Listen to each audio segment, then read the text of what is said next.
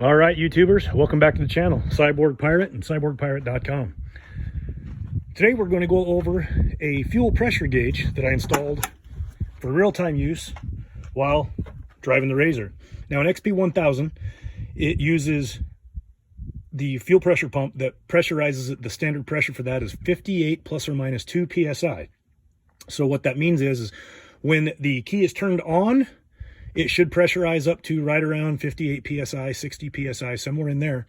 And also it should maintain that pressure at all times while running the vehicle.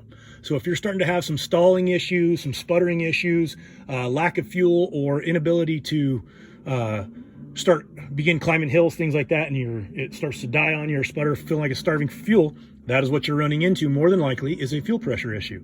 Now, a lot of people, what they'll do is they'll check their fuel pressure, and they'll do that right off of the fuel pressure rail, which I'm gonna walk over there real quick, show you where that's located, where people are tapping into that. It's over here on the driver's side of the vehicle, okay? You can look in here and you can see the fuel pressure rail as it exits the vehicle itself. I'm gonna get my finger on it so you can actually see what I'm talking about. It's gonna be right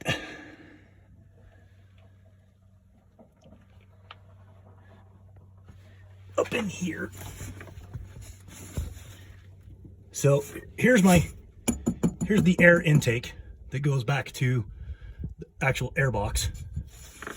And right in here, this is the fuel pressure rail. And this is the little fitting that people will pop off and check their fuel pressure there. Now, I chose not to do that. Don't really like excessive fuel fittings and stuff on the fuel rail. Some people say that that's the cause of the Razor fires, things like that. I chose not to deal with that. So what I did is I actually put it under the passenger rear seat. So if you're using a two-seater, you can do it right underneath the passenger seat, which is going to be there. If you're using a four-seater, you'll go under the passenger rear seat. Now, I've already undone the booster seat and the harnesses so that I can move this thing out of the way. So again, one-handed operation. Go ahead and remove your seat. Put it up out of the way here. Now, for my car, I have the wolf snout heat shield. So we're going to move this out of the way. But if you were to remove your seat and not have the heat shield, you're going to have a section that looks very similar to this. This is going to be where your fuel pump is inside your tank. Now, what I did is I ran the wiring from the front, which we'll get to. I ran it up through the center channel all the way through here and ran it up to the fuel sensor, which I pushed up underneath here. And what that fuel sensor does is it ties into a 1/8 inch national pipe thread, and it has a 1/4 inch hose barb on it. And so the hose that I got was 1/4 inch hose, this fuel line right here. Back that out a little bit so you can see it. And this is the stock fuel fitting that fit on this 5/16 nipple that comes out of the fuel pump. This is a Dorman fitting that I had put on there. So I'm gonna show you the parts list here real quick. So you have 1/4 inch SAE fuel line. I bought this on Amazon. It was 10 bucks for 5 feet of it. Not a bad deal, having it shipped to your door. Couple of hose clamps. And here is the fitting that I used. These come 2 in a package. So I already used the one. I keep the extra one for a spare. This is a 5/16 6mm nylon T. Okay, and that's what's going to go on. So this end down here, the hose barb, that is where the 1/4 inch fuel line will slide on, 6mm being 1/4 inch. 5/16 fitting there and a 5/16 fitting here. So it replaces the stock, where the stock fitting would have fit on there, but we just moved it over here and twisted it a little bit and put it on there. Now, underneath the seat, you have plenty of clearance. There's about 2 inches of clearance between your seat base and the top of this, so nothing's going to hit that, bump that, snap it off, or whatever else. And then I just tried to neatly coil everything up in there so that there's excess, there's no tugging and pulling on wiring, hoses, or anything else. Now, I've put about 500 miles on mine since I've done this.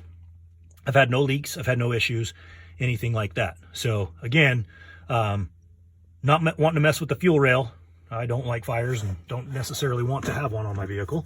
So therefore I've not done that. Put this wolf snout back in the way, back where it goes. Now I'm gonna go over to the driver's seat and show you where this is installed.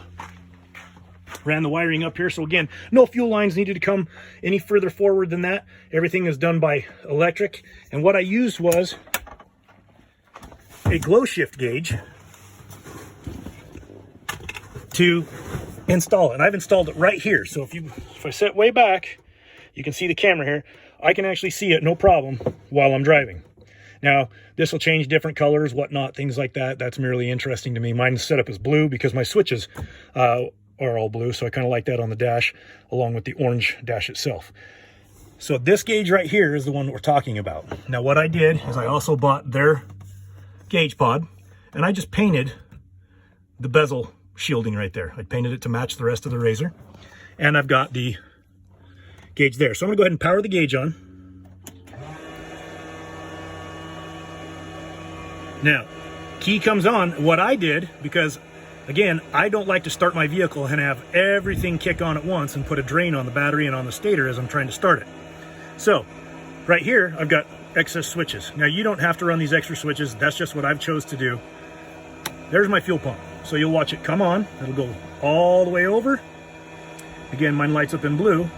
And look at that. We're at 60, 61 PSI. So I'm a little bit over, but I'm sitting at idle I'm sitting right now without the vehicle started.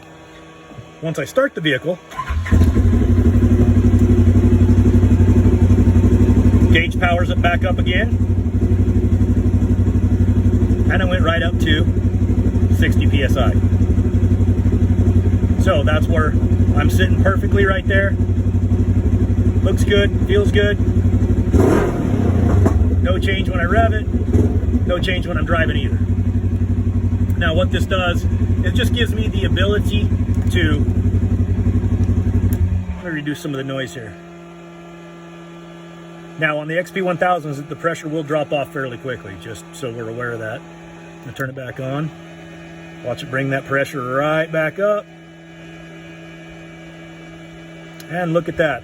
I'm sitting at 54 PSI. So I drop a little bit below what's normal.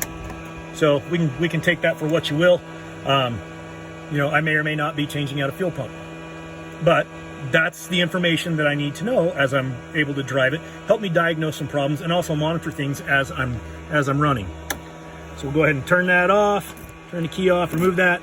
And we're reset back to normal. Again, this is a glow shift 100 PSI fuel pressure gauge. Get nice and close in there so you can actually see what I'm talking about. Glow shift measures up to 100 PSI fuel pressure gauge.